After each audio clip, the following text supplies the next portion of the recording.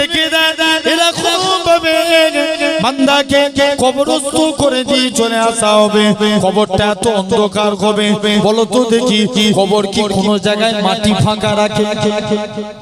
জোর করে বলো, কোন জায়গায় ফাঁকা রাখে না। কবরটা এত চেপে চেপে মাটি দিয়া হবে, এত অন্ধকার হবে। আমেরিকায় এরকম একটা ডার্ক মানে অন্ধকার জায়গা তৈরি করেছে, মাটি থেকে 3000 ফুট নিচে, সে জায়গায় এত অন্ধকার, মানুষ ঘুরতে যায়, সেখানে ঘুরতে গিয়ে ভয় খেয়ে যায় অন্ধকার দেখে। এই দুনিয়ার মানুষেরা বলো তো দেখি, হঠাৎ করে এই প্যান্ডেলে আলো জ্বলছে, যদি আলোগুলো একবারে বন্ধ হয়ে যায়, এই জায়গাটা অন্ধকার হয়ে যাবে। আমরা তাড়াতাড়ি করে লাইট জ্বালাই, ফোনের লাইট। আগেতে মানুষ লাইট জ্বালাতো, এরকম ভাবে কবরটা এত অন্ধকার হবে, বলো তো দেখি। তারপরেও আমাদের অন্ধকারের জন্য লাইট জ্বালাতে হয়, কিন্তু দুনিয়ায় তো চাঁদের আলো আছে, দুনিয়ায় তারার আলো আছে, কোথাও না কোথাও আলো জ্বলছে। এই দুনিয়ার মানুষেরা কবরটা এত অন্ধকার হবে, কবর দুনিয়ায় অন্ধকারের থেকে 70 গুণ বেশি অন্ধকার হবে। বান্দাকে কবরে রেখে দিয়ে চলে আসা হবে। 41 পা মুরাদ এসেছে, 41 পা আসতে যতটা সময় লাগে বান্দাকে তুলে বসানো হবে। বান্দা কবর থেকে উঠে বসে যাবে, কবরবাসী চিৎকার করে কাঁদতে লাগবে। এরকম ভাবে কেউ রোগে মারা গেছে, আল্লাহ তার রোগকে ভালো করে দিবে। কেউ প্যারালাইসিস হয়ে মারা গেছে, আল্লাহ তাকে ভালো করে দিবে। এরকম ভাবে কেউ আপনার এরকম ভাবে এমনি অ্যাক্সিডেন্ট হয়ে মারা গেছে, ভালো হয়ে যাবে। দুনিয়ার মানুষেরা এরকম ভাবে কবরবাসী এরকম ভাবে তার রোগ ভালো হয়ে যাবে। কবরবাসী এরকম ভাবে আপনারা যে মাটি দিয়ে আসবো, আমরা যে মাটি দিয়ে আসি, আমাদের পায়ের আওয়াজ শুনতে পায়, কবরবাসী উঠে দাঁড়িয়ে বড় ছেলের নাম ধরে ডাকবে, এরকম ভাবে পাড়া প্রতিবেশীদের নাম ধরে ডাকবে। হে আমার আত্মীয় স্বজনেরা, তোমরা আমায় কোথায় রেখে দিয়ে চলে গেলে? এই দেখো আমি দেখতে পাই, তোমরা আমার দিকে তাকাও, আমি ভালো হয়ে গেছি, কোথায় রেখে দিয়ে চলে যাচ্ছ? কবর চিৎকার করে কাঁদতে লাগবে। এ দুনিয়ার মানুষেরা এরপরে বান্দার কবরে মুনকার নাকির ফারিস্তা আসার আগে কবরটাকে এরকম ভাবে কবরে রেখে দিয়ে চলে আসবে। বলো তো দেখি, এরপরে বান্দার কবরে মুনকার নাকির ফারিস্তা আসবে, বান্দাকে তুলে বসাবে। কবরবাসী এরকম ভাবে মুনকার নাকির ফারিস্তা আসার আগে প্রতিটা বান্দা বান্দি কবরে হযরতে রুমান আলাইহিস সালাম আসবে, বান্দাকে তুলে বসাবে। এ দুনিয়ার জমিনের বান্দা, বলো তো দেখি আজকে দিনে কি ব্যাপার? বান্দা বলো তো দেখি কি ব্যাপার? আজকে দিনে কি ব্যাপারে তুমি আজকে দিনে বলো হযরতে রুমান আলাইহিস সালাম বান্দাকে তুলে বসাবে। হে দুনিয়া জমিনের বান্দা, বলো তো দেখি আল্লাহ তোমায় 30 বছর হায়াত দিয়েছিল, আল্লাহ তোমায় 50 বছর হায়াত দিয়েছিল, তোমার যৌবন হালতটাকে, যুবক বয়সটাকে কোন কাজে এরকম ভাবে কোন কাজে ব্যয় করেছো? খাতা কলমের দিকে লিখো। হযরতে রুমান আলাইহিস সালাম গলায় ঝুলিয়ে দিয়ে চলে যাবে কাল কিয়ামতের ময়দানে। এরকম ভাবে বান্দা ভেবেছে দুনিয়ায় মিথ্যা কথা বলে পার হয়ে গেছি, আল্লাহর কাছে মিথ্যা কথা বলে পার হওয়া যাবে না। এই নওজোয়ান যুবকেরা রুমান আলাইহিস সালাম কি নেককার বলে কি বদকার বলে, প্রতিটা বান্দা বান্দি মাথার দিক থেকে এক টুকরা কাফনের টুকরা ছিঁড়ে বলবে, এই কাফনের টুকরাটা হবে তোমার জন্য খাতা, সাদা তাগুলটা হবে তোমার জন্য কলম, মুখের থুতুটা হবে তোমার জন্য কালি। বান্দা মুখ থেকে থুতু নিয়ে কালি নিয়ে সাদা তাগুলে করে কাফনের উপর লিখতে থাকবে। লিখতে লিখতে বান্দার মুখের থুতু ফুরিয়ে যাবে, তথাপিও লেখা শেষ হবে না। হযরতে রুমান আলাইহিস সালাম ওই কাফনের টুকরাটা গলায় ঝুলিয়ে দিয়ে চলে যাবে খালি কিয়ামতের ময়দানে। যারা নেকির কাজ করবে এদের তো কোনো বেলা নাই, যারা অন্যায় করবে আল্লাহ আফসোস করে বলবে, ওই আমার বান্দারে তোদেরকে খেতে পথে আনার জন্য আল্লাহ পাক যুগে যুগে কত আমার নবী রাসূল পাঠিয়েছি তোদেরকে হেদায়েতের পথে আনার জন্য। আমি আল্লাহ পাক কত আমার ওলি বান্দাদের তৈরি করেছি, কত এরকম ভাবে আলেম ওলামাদের তৈরি করেছি, তারপরেও তোরা এত অন্যায় করেছিস। আল্লাহ নামাজ পড়েছিলাম তোমার ফারিস্তারা লিখে না, রোজা করেছিলাম তোমার ফারিস্তারা লিখে না, তুমি আমি কি বলে লেখায় পাবো? তোমার আমার হাত সাক্ষী দিবে। আল্লাহ পাক এই হাত দিয়ে বান্দাটা মানুষের সাহায্য করে না, এই হাত দিয়ে বান্দাটা এরকম ভাবে মানুষের সহযোগিতা করে না, তোমার আমার পা সাক্ষী দিবে। আল্লাহ পাক এই পা দিয়ে বান্দাটা আল্লাহ মসজিদের দিকে যায় না, মাদ্রাসার দিকে যায় না, তিনি মাহফিলে গিয়ে বসে না, আপনার আমার চোখ সাক্ষী দিবে। আল্লাহ পাক এই চোখ দিয়ে বান্দাটা বাজে জিনিসকে লক্ষ্য করেছে, খারাপ জিনিস লক্ষ্য করেছে, আপনার আমার কান সাক্ষী দিবে। ওর আল্লাহ পাক এই কান দিয়ে বান্দাটা গান বাজনা শুনে কাটিয়েছে, এরকম ভাবে কান দিয়ে বান্দাটা এরকম ভাবে কুরআনের কথা শুনে না, হাদিসের কথা শুনে না, এরকম ভাবে প্রতিটা অঙ্গ প্রত্যঙ্গ আপনার আমার বিরুদ্ধে সাক্ষী দিবে।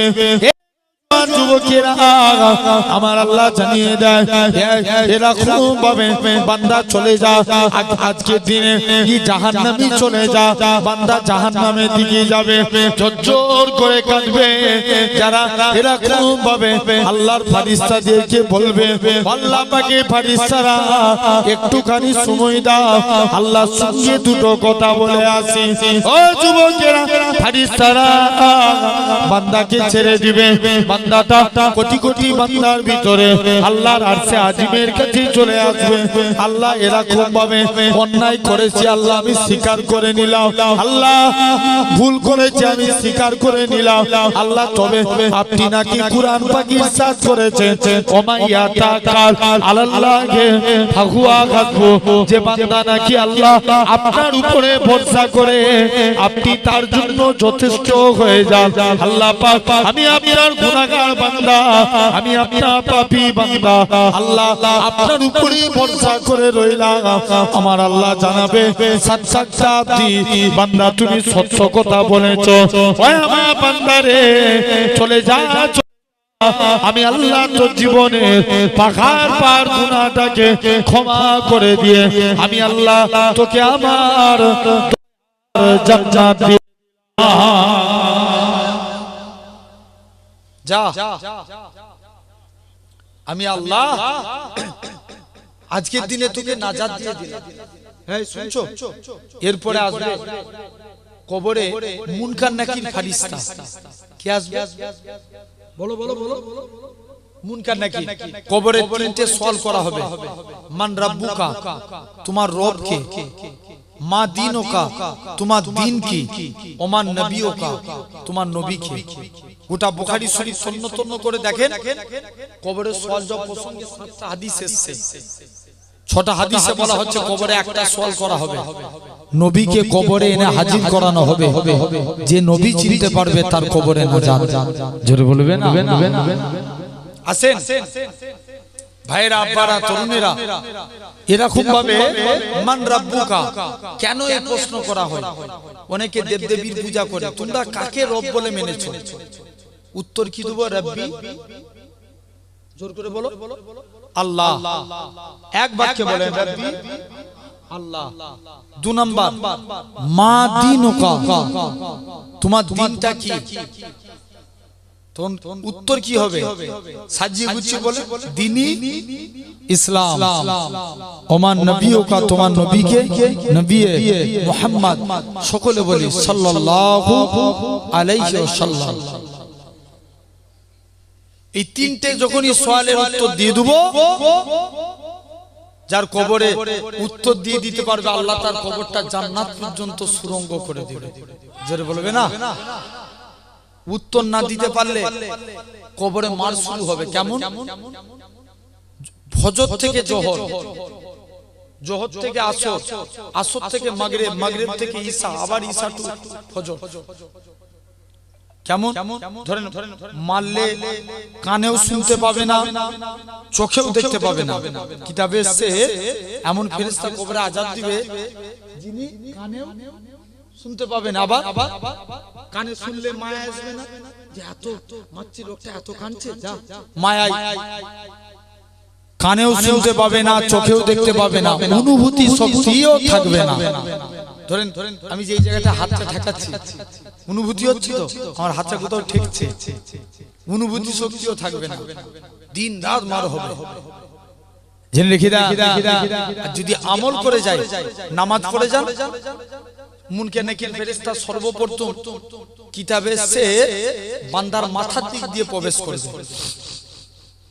আপনার আমার নামাজের আমলের জবানকে খুলে দিবে। আল্লাহ বলবে, নামাজের আমল বলবে আল্লাহর ফেরেশতা, মুনকার নাকির ফেরেশতা এই বান্দার মাথার দিক দিয়ে প্রবেশ করতে দেব না।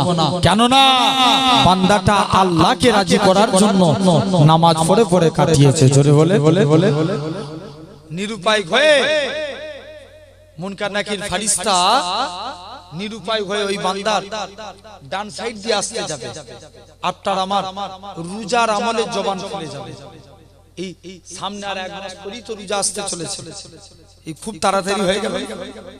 এই যেন মনে হচ্ছে কিছুদিন আগে রোজা গেছে, আবার চলে এলো। আলহামদুলিল্লাহ।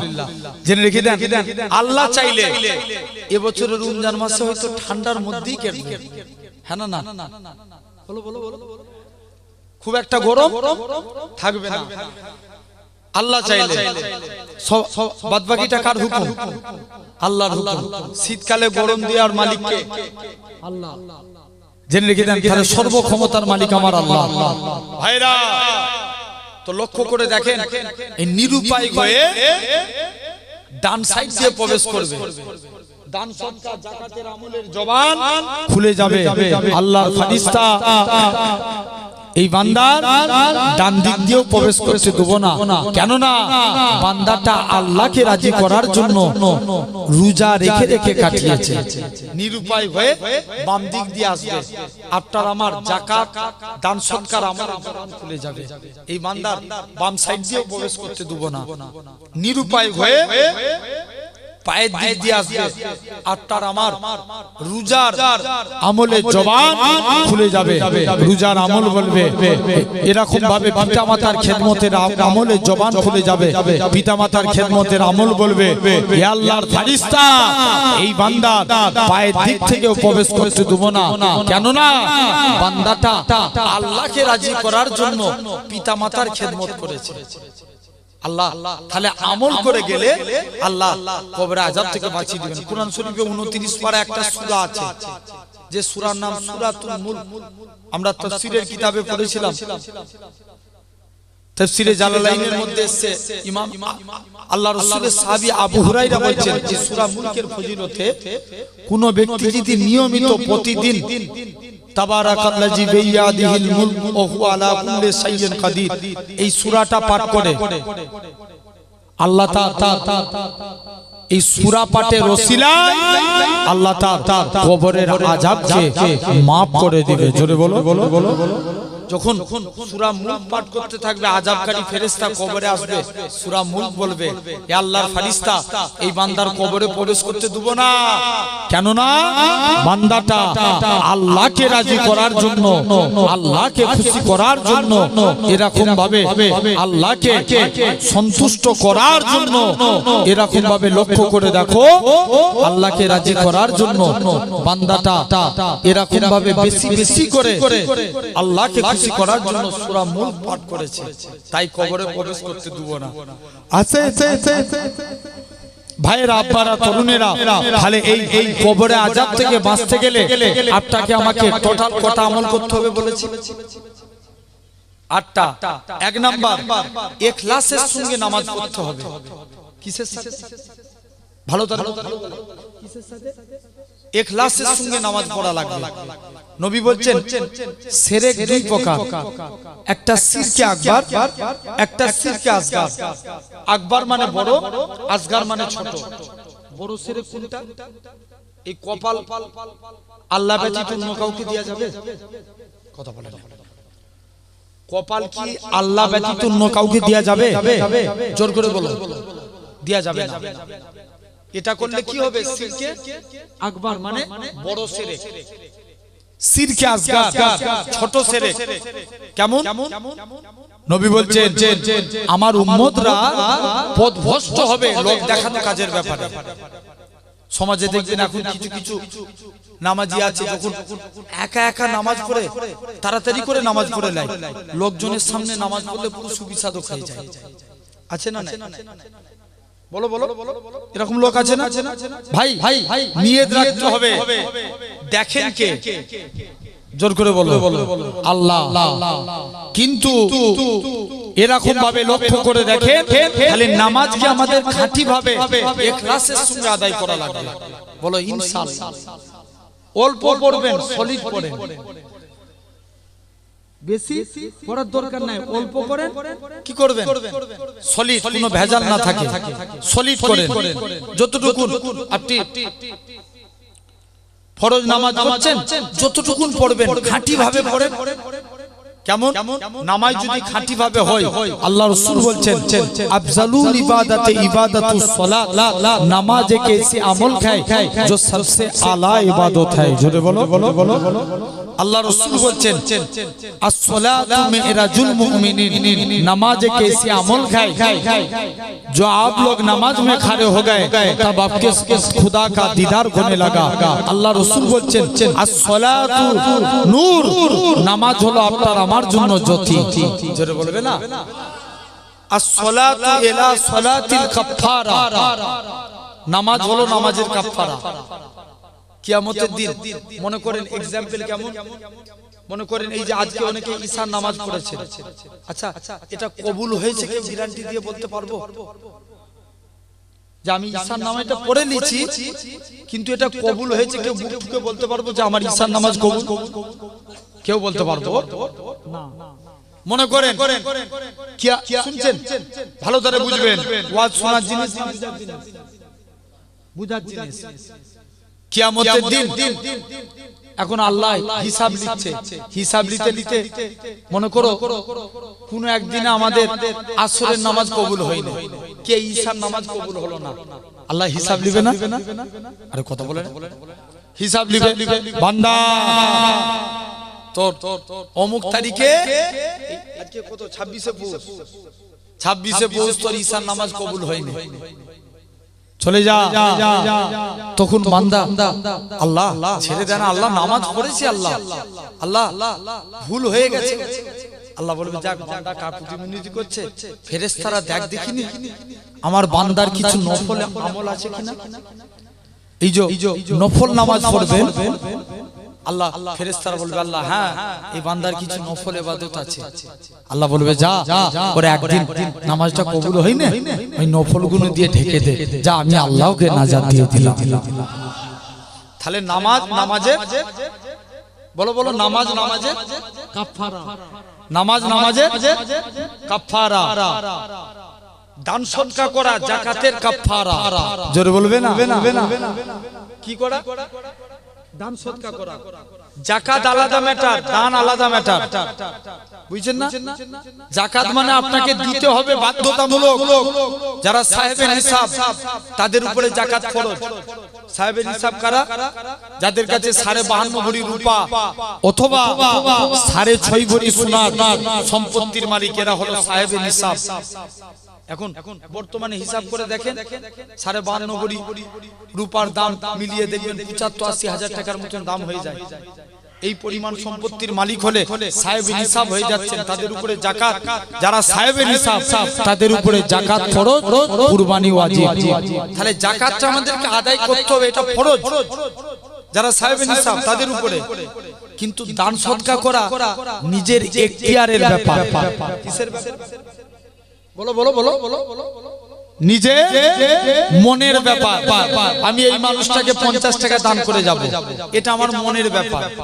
কথা বলেন, বলো আমি মসজিদ হচ্ছে 10 পেটি, মনে করো কেউ নিয়ে মসজিদ হচ্ছে মাঝেরহাটে 10 পেটি আমি টালি দেব, এটা তার ব্যক্তিগত ব্যাপার। তাহলে দান সদকা করলেও এখন কিয়ামতের দিনে মনে করো আল্লাহ কোনদিন তোমার কোন বছরের যাকাত আল্লাহ হয়তো কবুল করলো না, আল্লাহ বলে দেখ বান্দা কিছু দান সদকা করেছে কিনা। আল্লাহ হ্যাঁ, বান্দাদের গ্রামে জলসা হতো টাকা দিত, মসজিদ হয়েছে টাকা দিয়েছে, মাদ্রাসায় টাকা দিয়েছে, দ্বীনি কাজে টাকা দিয়েছে, আল্লাহ কত ভিখারি ছিল তাদেরকেও টাকা দিয়েছে। আল্লাহ বলবে যা ওর ওই নফল ইবাদতগুলো কবুল করে, ওর দানগুলোকে কবুল করে যাকাতের সঙ্গে মিলিয়ে আমি আল্লাহকে নাজাত দিয়ে দিলাম। আর একটু জোরে বলবে না? ফরজ রোজা রাখছি ঠিক কথা, আমাদের উপরে 30টা রোজা ফরজ। এখন কোন বছরে 29 হয়, কোন বছরে 30টা হয়। কথা বলতে হবে, কোন বছরে 29 আর কোন বছরে কি 30। এখন বলো রমজানের রোজা, অনেকে নফল দেখবেন রমজানের পরে 6টা রোজা রাখতে হয়। নবী বলছে রমজানের পর যে 6টা রোজা রাখলো সে যেন সারা বছরই রোজা রেখে কাটালো। জোরে বলবে না? ভাইরা শুনে রেখে দেন, তাহলে এরকম নফল রোজা হয়তো আল্লাহ কোন একদিনে ফরজ রোজা আল্লাহ কবুল করলো না, আল্লাহ যদি নফল রোজাকে কবুল করে নেয় এটার ওসিলায় ফরজ রোজাকে আল্লাহ ঢাকা দিয়ে দিবে। জোরে বলবে না? তাহলে নফল ইবাদত করা লাগে। বিশ্বের বুকে যত আল্লাহর ওলিরা হয়েছে নফলের উপর জোর দিয়ে আল্লাহর ওলি হয়েছে, এক্সট্রা ইবাদত করতে হয়েছে। তুমি যদি টাকার বেশি টাকার মালিক হতে চাও তোমাকে এক্সট্রা খাটতে হবে না? তুমি ধরো 10,000 টাকার বেতনে কাজ করছে, এক্সট্রা টাইম বার করে যদি ইনকাম করে আরো 2-3 হাজার টাকা হবে না? হবে না? হবে। তেমনি আল্লাহ ওয়ালা হতে গেলে, আল্লাহ নেককার বান্দা হতে গেলে এক্সট্রা বেশি বেশি করে খেটে আল্লাহর ইবাদত করা লাগবে। জোরে বলে আসেন, তাহলে খাঁটি ভাবে নামাজ পড়া। নবীর কাছে একজন সাহাবী গেলেন, নবীর কাছে যে বলছে হুজুর অনুমতি দেন একটু যুদ্ধের ময়দানে যাব। আল্লাহ নবী বলছে বাবা না, তোমায় অনুমতি দেব না, তুমি বাড়ি চলে যাও। হুজুর অনুমতি দেন না, একটু জিহাদের ময়দানে যাব। দ্বিতীয় দিন আসলেন, নবী ফিরত করে দিলেন। আবার আসে আম্মার আর আমের, দুজন মিলে নবীর কাছে চলে আসে। মুসলমান ঘরের ছেলে মেয়েরা, তরুণেরা, হে বাংলার মানুষেরা শুনে রেখে দেন নামাজ কাকে বলে দেখেন। আল্লাহ নবী নাতি ইমামে হুসাইন রাদিয়াল্লাহু তাআলা সন্তান হযরতে জয়নাল আবেদিন, তিনি একদিন নামাজে দাঁড়িয়েছে, হঠাৎ করে জয়নাল আবেদিনের বাড়ির দিকে চতুর্ধারে আগুন লেগে গেছে। পিছন দিক দিয়ে বাইরে থেকে গ্রামের মানুষটাকে ও রাসূলুল্লাহ নাতি ইমামে হুসাইনের পুত্র জয়নাল আবেদিন, হুজুর গো আপনি নামাজ থেকে ফারেগ হয়ে যান, নামাজ থেকে ছেড়ে দেন, কেননা আপনার বাড়িতে আগুন লেগে গেছে। জয়নাল আবেদিন বলে এরকম ভাবে নামাজ পড়ে যায়, অনেকক্ষণ পরে নামাজ থেকে ফারেগ হলেন, তাড়াতাড়ি করে বাড়ি থেকে বের হলেন। হ্যাঁ তো আমার বাড়িতে আগুন লেগে গেছে। বলে হুজুর কখন দিকে ডাকছি, আপনি তো কোনো কথাই শুনতে পান না। হে নওজোয়ান যুবকেরা, হযরতে জয়নাল আবেদিন বলে হে আমার এলাকাবাসীরা শুনে রেখে দাও, আমি জয়নাল আবেদিন যখন নামাজে দাঁড়াই, আমি জয়নাল আবেদিন আল্লাহর প্রেমে ফানা হয়ে যায়। শুধু তাই নয়, এরকম ভাবে আল্লাহ নবী সাহাবী আম্মার আর আমি দুজন মিলে যুদ্ধের ময়দানে চলে গেলেন। হযরতে আম্মার আর আমি নবীর কাছে অনুমতি কানা নিয়ে ইয়া রাসূলুল্লাহ হাবিবাল্লাহ হুজুর আপনি আমাদের অনুমতি দেন, আমরা যেন যুদ্ধের ময়দানে যেতে পারি। আল্লাহ নবী বলে ও আমার সাহাবীরা তোমাদের আজকে দিনে অনুমতি দিলাম, চলে যাও। হযরতে আম্মার আর আমি দুজন মিলে যুদ্ধের ময়দানে চলে গেলেন। হযরতে আম্মার শত্রু পক্ষকে গার্ড দিয়ে দাঁড়িয়ে আছে। আমির বলে আম্মা তো জিহাদের সওয়াব পাবে, আমি ঘুমিয়ে কাটাবো। না না না না, এটা মানা যাবে না। হযরতে আমির নামাজে দাঁড়িয়ে গেলেন। মানুষেরা হযরতে আমিরকে লক্ষ্য করে মক্কার কাফেররা তীর ছুঁড়ে ছুঁড়ে মারে। আমিরের শরীরে তীরখানা বিদ্ধ হতে লাগে। আমির নামাজ ছাড়ে না, আবারও তীর মারে। পিছন দিক দিয়ে আম্মার বলে, ভাই আমির রে, তুমি নামাজ থেকে ফারেক হয়ে যাও, মক্কার কাফেররা নালে তীর মেরে মেরে তোমায় শহীদ করে দিবে।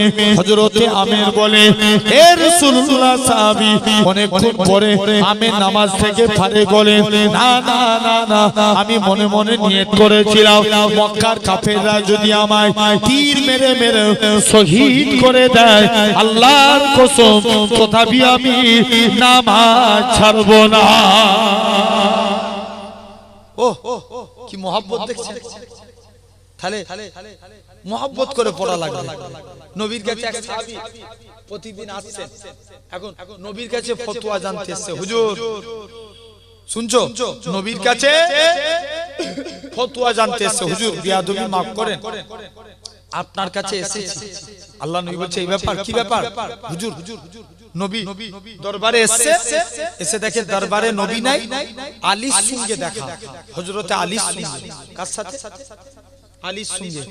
আলীকে এসে বলছে, আলী আমি প্রতিদিন নামাজ পড়ি, আলী আমার নামাজে দাঁড়িয়ে দুনিয়ার কথা চিন্তা আসে, আমার নামাজ কি কবুল হবে? আলী ডাইরেক্ট ফতোয়া দিয়ে দিলেন, যাও তোমার নামাজ কবুল হবে না। আবার পরের দিন নবীর দরবারে এসেছে, হুজুর কালকে এসেছিলাম, আলী আমায় ফতোয়া দিয়েছে আমার নাকি নামাজ হবে না। আল্লাহ নবী বলছে, আলী বলেছে, যাও আলীকে ডেকে দিয়েছো। আলী ফতোয়া দিয়েছে নাকি নামাজ হবে না। যে রাসূলুল্লাহ, আলী উজু করে এসো, 2 রাকাত নামাজ পড়ো, আমি রাসূলুল্লাহ তোমাকে একটা চাদর দেব। যদি বলবে না কি দিবে? বলো বলো, চাদর দিবে। আলী চলে যাও, আমি আজকের দিনে একটা চাদর, চলে যাও আলী, আজকের দিনে আমি নবী তোমাকে একটা চাদর দেব। আলী নামাজে দাঁড়ালেন, প্রথম রাকাত নামাজ পড়ছে খুব মনোযোগ দিয়ে, দ্বিতীয় রাকাত নামাজ পড়ছে মনে মনে চিন্তা করছে, আল্লাহ নবী তো চাদর দেব বলেছে, নবী তো চাদর দেব বলেছে, আল্লাহ কার চাদর দিবে? কে বলছে? আলী বলছে, প্রথম রাকাত নামাজ পড়েছে মনোযোগ দিয়ে, দ্বিতীয় রাকাত নামাজ পড়ছে মনে মনে চিন্তা করছে, আল্লাহ যাই নামাজ থেকে ফারেক হলেন, নবীর দিকে তাকিয়ে মুচকে মুচকে হাসে। নবীও আলীর দিকে তাকিয়ে মুচকে মুচকে হাসে। যেটা বলবে না, আল্লাহ নবী বলছে, আলী কি ব্যাপার, তুমি এরকম করো, ব্যাপার কি? আলী বলে, হুজুর আমি তাকে ডাইরেক্ট ফতোয়া দিয়েছি, খবরদার আলী, তুমি তো আমার কাছের সাহাবী, তোমার যদি নামাজে ভুল হতে পারে, দুনিয়ার কথা চিন্তা আসতে পারে, তার হওয়া তো স্বাভাবিক, কাউকে ডাইরেক্ট ফতোয়া দিও না। কোন আলী? কোন এক টাইমে হযরতে আলীর পায়ে তীর লেগেছে। কি লেগেছে? তীর ঢুকে যাওয়া সহজ, বার করা অনেক কঠিন। আলীর পা থেকে তীর বার করতে যাই, শরীরের চামড়া গোশত বেরিয়ে যায়, আলীর পা থেকে তীর বার করতে পারে না। সাহাবারা নবীর দরবারে চলে গেলেন। মুসলমান ছেলে মেয়েরা, বাবা তরুণেরা, হে বাঙনের মানুষেরা, শুনে রেখে দেন, আল্লাহ নবী সাহাবী হযরতে আলী রাদিয়াল্লাহু তাআলা আনহু, হুজুর আমার এরকম ভাবে আল্লাহ নবী সাহাবীরা আল্লাহ নবী হুজরা মুবারকে চলে গেলেন। ইয়া রাসূলুল্লাহ হাবিবাল্লাহ, হযরতে আলীর পায়ে তীর লেগে গেছে, হুজুর তীরটাকে বার করতে পারি না, আপনার কাছে এসেছি।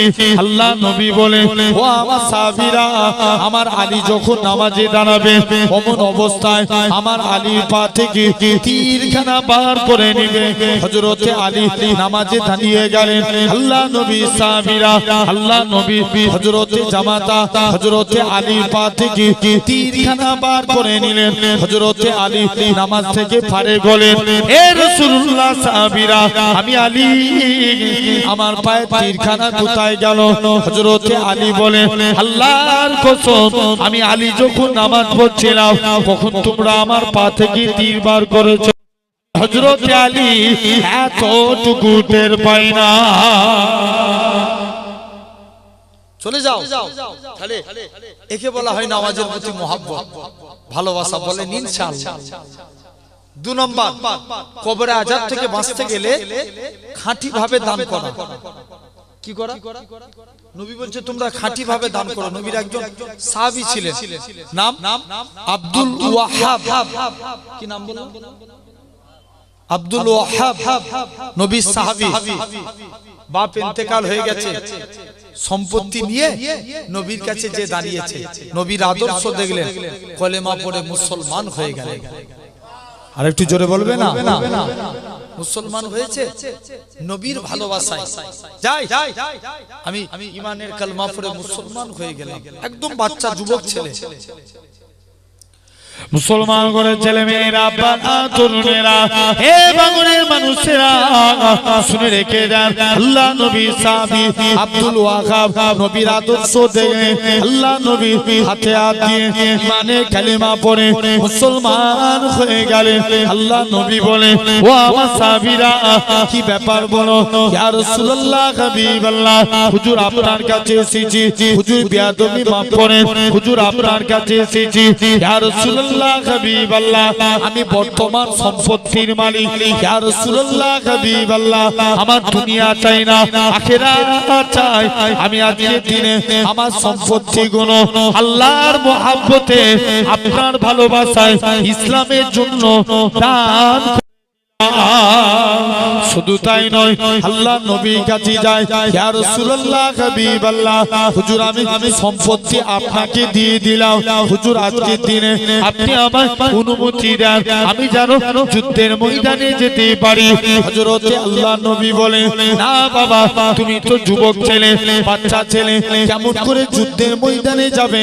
ইয়া রাসূলুল্লাহ, হাবিবাল্লাহ, হুজুর যদি জিহাদের ময়দানে না যেতে দেন, যুদ্ধের ময়দানে যারা যুদ্ধ করবে তাদের খাদেমগিরি করব, আপনি আমায় অনুমতি দেন। আল্লাহ নবী অনুমতি দিয়ে দিলেন। নবী আমার অনুমতি দিলেন।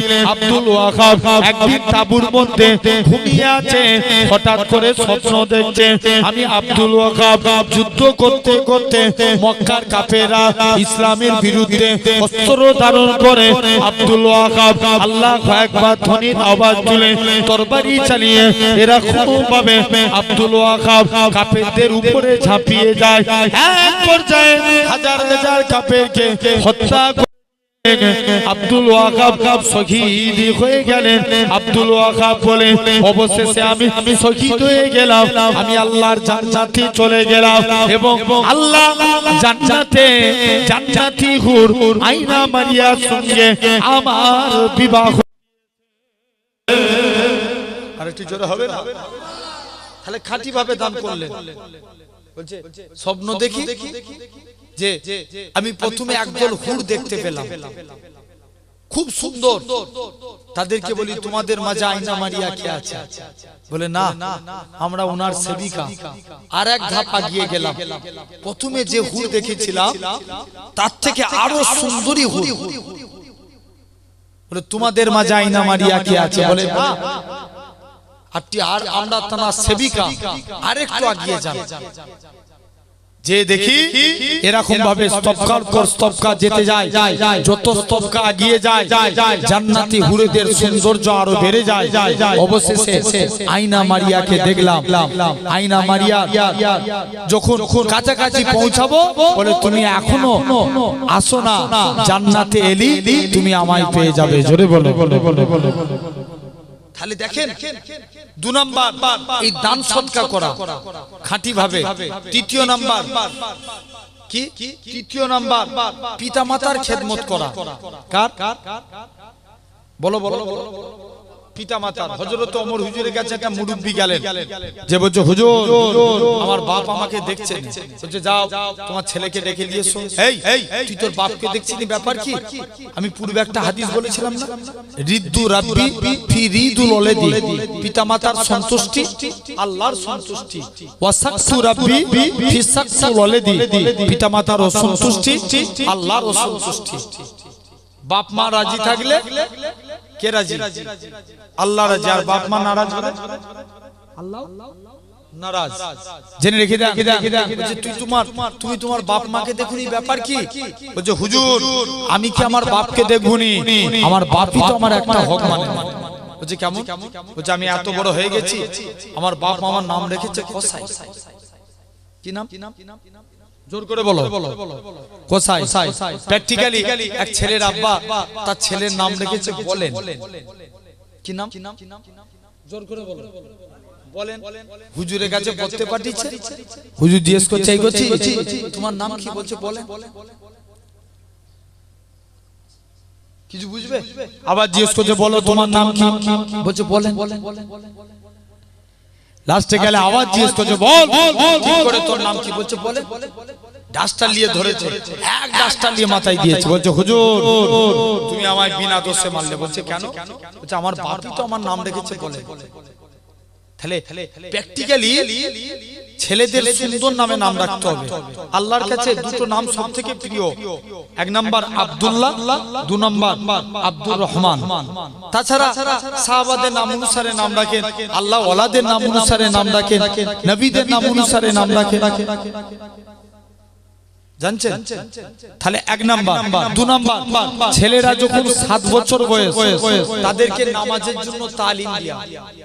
কত বছর বয়সে? 7 বছর। 10 বছর বয়সে সে যদি নামাজ না পড়ে তাকে পিটিয়ে নামাজ পড়ানোর কথা বলা হয়েছে।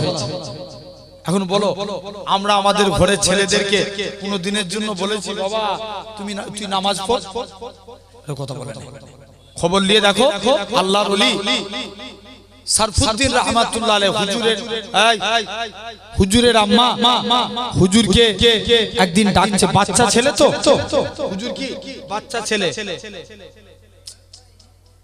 হুজুর বাচ্চা ছেলে ডাকছে, বাচ্চা ছেলে হুজুর ডাকছে, বলছে মা ডাকছে বাবা তুমি নামাজ পড়বে না? বলছে মা নামাজ পড়লে আল্লাহ কি খাবে? মা জানে বাচ্চারা মিষ্টি খেতে ভালোবাসে। মা বলছে বাবা তুই নামাজ পড়, আল্লাহ তোকে মিষ্টি খাওয়াবে। জোরে বলো। একটু জোর করে হবে না? যা তুই নামাজ পড়। ছেলে বলছে ঠিক আছে মা, আমি কথা দিচ্ছি কোনদিন নামাজ ছাড়বো না। যেই হুজুর সিজদায় চলে গেলেন, মা এক পেয়ালা চিনি দিয়ে হুজুর যেই সিজদায় গেলেন এক পেয়ালা চিনি নিয়ে মা হুজুরের সামনে রেখে দিলেন। বাবা তুমি তাহলে নামাজ পড়ছো? মা চিনিটা খেয়ে মাকে বলছে মা আমার নামাজ পড়া দেখে আল্লাহ খুশি হয়ে আল্লাহ আমাকে চিনি পাঠিয়েছে। জোরে বলবেন, একটু জোর করে বলো। কে পাঠিয়েছে? আল্লাহ চিনি পাঠিয়েছে। মা কথা দিলাম কোনদিন নামাজ ছাড়বো না। অনেকদিন মা চিনি দিয়া বন্ধ করে দিয়েছে। ছেলেকে জিজ্ঞেস করছে বাবা তুমি কি আর চিনি খেতে পাচ্ছো? ছেলে তখন জবাব দিচ্ছে মা যে আল্লাহ আগেও চিনি খাইয়েছিল, আমার আল্লাহ এখনো আগের মতোই আমায় চিনি খাওয়াচ্ছে। একবার জোর করে হবে না? কে চিনি খাওয়াচ্ছে? আল্লাহ। ও শুনছো তো বাপেরা ভাইরা, লক্ষ্য করে দেখেন সেই খবর নিয়ে দেখো। মা একটা সন্তান ভালো হবে যদি মা তাকে সেরকম ভাবে গাইড করে। আল্লাহ ওলি বাইজিদ গোস্তামি রাহমাতুল্লাহ আলাইহি শিশু বেলায় হুজুর কি করেছেন? মাদ্রাসায় চলে গেছে। মা মাদ্রাসায় রেখে দিয়ে চলেছে, বাচ্চা ছেলে তো মায়ের জন্য মন খারাপ, খুব কাঁদছে। হুজুর আমাকে ছেড়ে দেন, আমি আমার মায়ের কাছে যাব। না বাবা তোমার মা এখানে 18 বছর পড়াশোনা করতে বলেছে। না হুজুর আমি একবার আমার মাকে দেখতে চাই।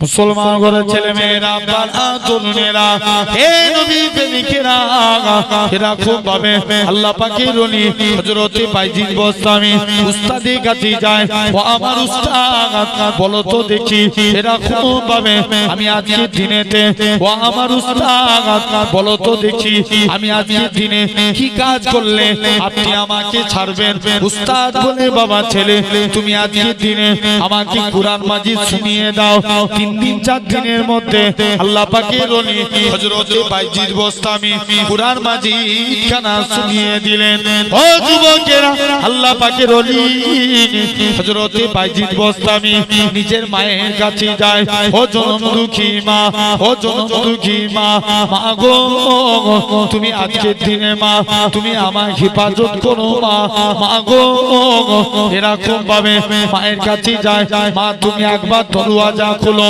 মা বলে না না না না আমি তোমার জন্য দরওয়াজা খুলতে পারবো না কেন না আজকের দিনে আমি মা হয়ে জানিয়ে দিলাম আমি তোমার জন্য দরওয়াজা খুলতে পারবো না ও যুবকেরা আল্লাহ পাকের ওলি হযরত এরকম ভাবে বাইজিদ বোস্তামি মায়ের কাছে গেলেন মাও তাড়িয়ে দিলেন আবার মাদ্রাসায় চলে আসলো 18 বছর পড়াশোনা করলো আর এই 18 বছর বাইজিদ বোস্তামির মা আল্লাহর কাছে কেঁদে কেঁদে দোয়া চেয়েছিল আল্লাহ পাক তুমি আমার বাইজিদকে বড় আলেম বানিয়ে দাও ও পরবর্তীতে খবর নিয়ে দেখো মায়ের দোয়া কবুল হয়ে গেল বাইজিদ বোস্তামি উচ্চ তবকার আলেম হয়ে গেলেন জোরে বলবেন না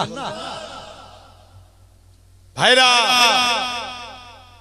এরকম ভাবে তাহলে পিতা মাতার খেদমত করব বলেন ইনশাআল্লাহ আর তবে মা বাপ যাই করুক তুমি সন্তান পিতা মাতার খেদমত করো আল্লাহর জান্নাত পেয়ে যাবে জোরে বলবে না সুলাইমান নবীকে আল্লাহ একদিন দেখে বলছে সুলাইমান যাও পানির নিচে একটা গম্বুজ আছে তুমি গম্বুজটাকে বার করে নিয়ে এসো সুলাইমান নবী ছিলেন জিনেদের বাদশা কাদের জোর করে বলো জিনেদের বাদশা তিনি একটা শক্তিশালী জিনকে পাঠিয়ে দিলেন যাও আল্লাহ বলছে পানির নিচে গম্বুজ আছে তুমি গম্বুজকে বার করে নিয়ে এসো সুলাইমান নবী চলে গেলেন পানির নিচ থেকে একটা গম্বুজকে বার করলেন মুসলমান ঘরের ছেলে মেয়েরা বাবা তরুণেরা হে নবী প্রেমিকেরা হযরত এরকম ভাবে সুলাইমান নবী উজিরকে পাঠালেন আসিফ বিন বরকিয়া পানির নিচে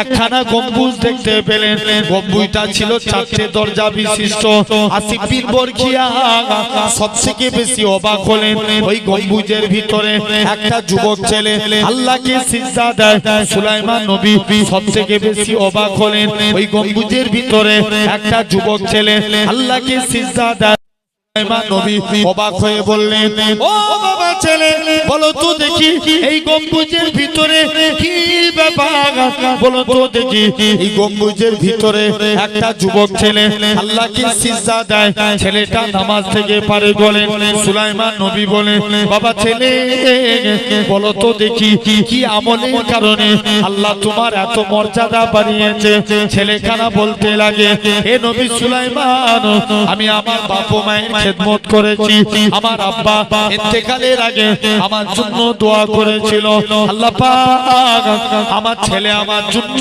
যা করেছে আমার অন্তর ভরে গেছে বাপ হয়ে আমি আমার বাচ্চার জন্য দোয়া করি তুমি আমার বাচ্চাকে এক জায়গায় ইবাদত করার দীর্ঘ হায়াত দান করো সুলাইমান আমার মাও আমার জন্য দোয়া চেয়েছিল আল্লাহ পাক আমার ছেলে আমার জন্য যা করেছে আমার অন্তর ভরে গেছে আমি মা হয়ে আমার বাচ্চার জন্য দোয়া করি তুমি আমার বাচ্চাকে এমন এক জায়গায় ইবাদত করার তৌফিক দিবে যেই জায়গাতে জিন শয়তান না প্রবেশ করতে পারে হে নবী সুলাইমান আমি একদিন নৌকায় করে যাচ্ছিলাম হঠাৎ করে গম্বুজটা দেখতে পেলাম কি মন গেল গম্বুজটার ভিতরে প্রবেশ করে গেলাম গম্বুজটা পানির নিচে চলে গেল যখনই আমার ক্ষুধা লাগতো আমি একবার জিভ দিয়ে বুলিয়ে দিতাম আমার আল্লাহ পাক শরীরের ক্ষুধাটাকে আমার আল্লাহ নিবারণ করিয়ে আর একটু জোরে হবে না? চলে যাও, আল্লাহ শরীরের ক্ষুধাটাকে নিবারণ করিয়ে দিতেন। শুনছো বাপ? তাহলে 3 নাম্বার। চতুর্থ নাম্বার, মুখ দিয়ে তাসবিহ পড়া। কি পড়া? তাসবিহ পড়া। এই রাস্তায় ধরেন বাইক নিয়ে যাচ্ছেন, কারোর সঙ্গে কোনো কথা বলছেন না, নিজের মনে মনে পড়েন না, দরুদ শরীফ পড়েন। আপনি বাইক নিয়ে যাচ্ছেন, কারোর সঙ্গে এমনি যাচ্ছেন, মনে মনে আস্তাগফিরুল্লাহ পড়েন, সুবহানাল্লাহ সুবহানাল্লাহ পড়েন, আলহামদুলিল্লাহ পড়েন, আল্লাহু আকবার পড়েন। যত মুখ দিয়ে তাসবিহ পড়বেন আল্লাহ কবুল করে নেবেন। এই 4টে আমলের কাজ করতে হবে, আর 4টে গুনাহের কাজকে বর্জন করা লাগবে। নাম্বার 1, 1 নাম্বার, মিথ্যা কথা বলা যাবে। নবী বলছেন যে সত্যবাদী, যে সত্য কথা বলার চেষ্টা করে আল্লাহ তাকে সত্যবাদীদের দলভুক্ত করে জান্নাতি করে দিবে। জোরে বলবেন না? 2 নাম্বার, তাহলে 6টা হলো। 7 নাম্বার কি? এই 5টা। 6 নাম্বার কি? চকলখুরি করা যাবে না। দেখবেন নবী বলছে যে এটা মাথায় রাখবে, যে তোমার বদনাম লোকের কাছে করে জানবে, তোমার বদনাম লোকের কাছে যে করে, বা লোকের বদনাম তোমার কাছে এসে করে জানবে, তোমার বদনাম লোকের কাছে করে। শুনছেন না? গীবত। জেনে রেখে দেন ভাইরা, আব্বারা, তরুণেরা, আসেন এরকম ভাবে। নাম্বার 1, একদিন এক মালিক একটা গোলাম কিনতে গেছে। কি কিনতে গেছে? গোলাম কিনে নিয়েছে। মালিক কি করেছে? গোলাম কিনে নিয়েছে, চুপ করে বাড়িতে বসে আছে। বলছে এই গোলামটা মাঝে মাঝে চকলখুরি করে। মালিক গোলামের দিকে গুরুত্ব না দিয়ে, এই চকলখুরির দিকে গুরুত্ব না দিয়ে গোলামকে কিনে নিয়ে চলে এসেছে। একদিন মালিকের স্ত্রী বাড়িতে শুয়ে আছে, মালিকের স্ত্রীকে এসে বলছে, তোমার স্বামী মনে হচ্ছে অন্য কাউকে ভালোবাসে। বলছে কেন? বলছে তোমাকে একটা তাবিজ বলে দেবো, স্বামীর একটা দাড়ির লোম আমাকে কেটে দিবে, তাবিজ করে ভালো হয়ে যাবে। যে ঠিক আছে। এখন আবার মালিককে এসে বলছে, মালিক আপনার স্ত্রী মনে হচ্ছে অন্য কাউকে ভালোবাসে, ওই জন্য আপনাকে মারার প্ল্যান করছে। বলছে এতদিন সংসার করছি, কোনোদিন অসুবিধা হয়নি, আর তুই বলে দিলি হয়ে গেল, চলে যা। বলছে জানি তো। তখন গোলাম বলছে জানি তো, গোলামের কথা বিশ্বাস হবে না। তুমি একদিন ঘুমের ভান করে শুয়ে দেখো। যেই ঘুমের ভান করে শুয়ে আছে, এখন মালিকের স্ত্রী ভাবছে দাড়ির একটা লোম কাটবো, আর মালিক ভাবছে আর চোখে চোখে ঘুমের ভান করে দেখছে এই